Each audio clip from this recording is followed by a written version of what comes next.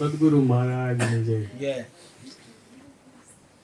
આપણે અહીં આત્મજ્ઞાનનો વિષય હોય છે એટલે એ થોડીક વાત કરીએ કે ભાઈ દાસ સવા કહે છે કે રેવા દો મયુરભાઈ, તમને જેટલું થોડું બોલો છો તો ચિંતાઓ કામ કરો. બરાબર છે. ગભરામાં અમને અવાજ તમારો ચોખ્ખો જ આવે, એકદમ ચોખ્ખો આવે, મજા આવે. આજ કઈ મગજમાં નથી એટલે કાંઈ નહીં, તમને જી અનુકૂળ આવે. ગમે એ બોલો ને હાલશે. એવું છે. હા હાલે, બધું સ્વીકાર્ય. તો મૌન રાખી દો, હાલશે. બોલો સદગુરુદેવ જેવું બોલાવજો. સદગુરુદેવ ની જય. અનિલભાઈ ને આપો. દાદા એ દાદા ઉભા રહ્યો. દાદા ને ગુરુ મહારાજ દાદા ને કીધું, એ દાદા એ માવતર આમ જો, એ આમ જો, ઓલા દાદા ને આપો. દાદા ને ગુરુજીનો ભાવ છે. દાદા અરે આમ જો વડીલ.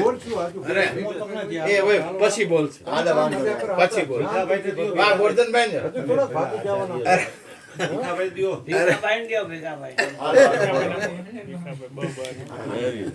આચાર્યો પેલા બોલે ઈ બરોબર ને? હરી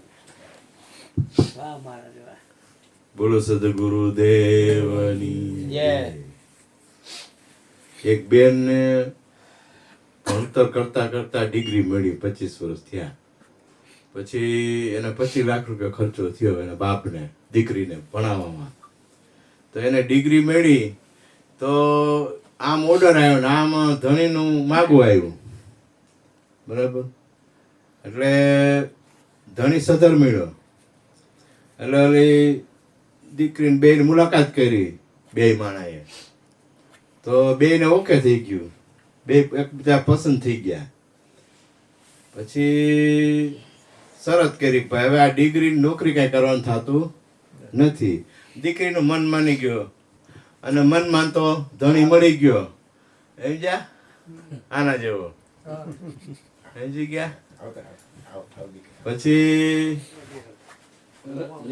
વાતચીતમાં ચોખવટ કરી દીધી એને કે જ્યાં 20-25 સ્વીચું છે, આ ચાપ આવે ને એ કે ત્યાં પાણી મગાવ્યું ત્યાં નીચે લખેલું હતું સ્વિચ નીચે પાણી, દૂધ, ફ્રૂટ જે મગાવવું હોય તારે બેઠા બેઠા બધું આવી જશે, તારે કાંઈ નોકરી જાવ નથી. તો કે અમારે 25 લાખ કે એ તો કે ધણી હારો મળી ગયો એટલે કે તારે ગયા 25 લાખ.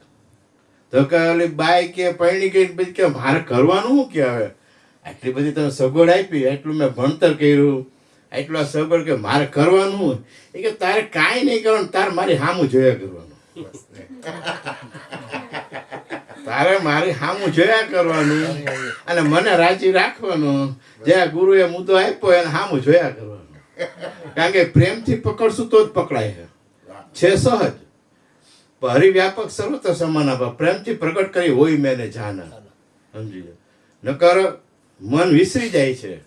બધાને ખબર છે કે રાખવા જેવું અહીંયા જ છે, આ ભેડો છે ને ભેડા જેવો છે. ભવાની જોતા પ્રતાપ કે ભણે ભવાની આ ભેડો એને જ ભેડા કરું કે ભેડો. હવે માછલું પાણી ભૂલી ગયું છે, બરાબર. એ અરુણ બાપુ જેવા ગુરુ મળે તો માછલાનું ભાન કરાવે. સમજી લ્યો. અને એટલું બધું સરળ છે, સહજ છે ને એટલે વિસરાઈ જ જાય છે. પણ પ્રેમથી પકડી રાખવું પડશે, પ્રેમથી પકડીને એમાં રાખવું પડશે. એમને નહીં લાગે, તમારી જેવી લગન હશે તો જ લાગશે. સમજી લ્યો. બાકી આમ ખબર બધી વાતથી ખબર હોય કે એની અંદર જ હાલું છું, અંદર આસપાસ ઈ જ છે, એની માથે જ હારું છું, ક્યાં અડગો હે દીનોનાથ, એ સાક્ષીની બધી ખબર હોય, વચનની ખબર હોય, પણ સ્વરૂપની યાદી ન રહીએ. સમજી, એને પ્રેમથી પકડી રાખવું પડે. અને વારે વારે એને અંદરથી જાગૃતિ કે ભાઈ ક્યાં છો, ક્યાં છો. કારણ કે આને ડેડ વડે જતા વાર ન લાગે. સમજી લેજો, ચામડા બજારમાં આવી જાય. સમજી લો, એટલે ઘાટમાં હાલતા આવી જાય.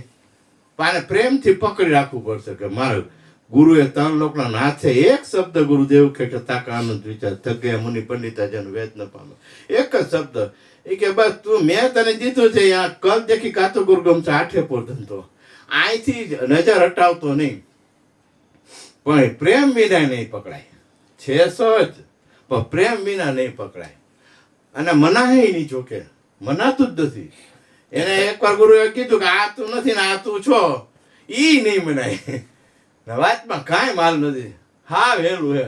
પણ એટલું બધું અઘરું કહી દીધું. હું તો આમ બધે ફરું છું ને, તમે જોવો ને તો એટલું બધું અઘરું કર્યું. એ તો અરુણ બાપુ જેવા કોઈ એવા મળી જાય. અને એટલે કીધું આ ગુરુ ઈ ભગવાન. તમે જો આ ભગવાન મનાય ને તો જ એના વચન ઉપર વિશ્વાસ આવશે, સમજી લ્યો. એટલે ગુરુ ગોવિંદ દોનો ખરો કિસકો લાગુ પાય, બલિહારી ગુરુદેવ ને એને ગોવિંદ દિયો બતાય. બોલો, પણ એટલો અહોભાવ ઉભરો નથી ને, લગ્ની નથી. સાક્ષી બધું આવડે, મારી જેમ વક્તા થઈ જાય, બોલતા આવડી જાય, યુટ્યુબમાં ગયો જાય, એની આવક ચાલુ થઈ જાય. પણ આ પ્રેમથી નો રહે. જે ગુરુએ મુદ્દો પકડાય ને મુદ્દો ન પકડાય, સમજી લો. બીજા ઘણા મુદ્દા પકડાઈ જાય, આ મુદ્દો ન પકડાય. નકર લાભ એમાં જ છે, લ્યો બીજે ક્યાંય ધ્યાન દીધા જેવું નથી, સમજી લો. એટલે તો એમ કે છે અરુણ બાપુને એક સત્સંગમાં, ઘાટ છે ઈ ઝેર છે અને અઘાટ છે અમૃત છે, મરે ને એવું તત્વ છે. એમાં ગુરુ મહારાજે દયા કરીને આપણો છેડો એમાં અડાડી દીધો. પણ પ્રેમ વિના નહીં થાય. અહોભાવ પ્રેમ જોહે, સગુણ ઉપર ને નિર્ગુણ ઉપર જોહે તો જ ત્યાં સહજ સ્થિતિ થાય.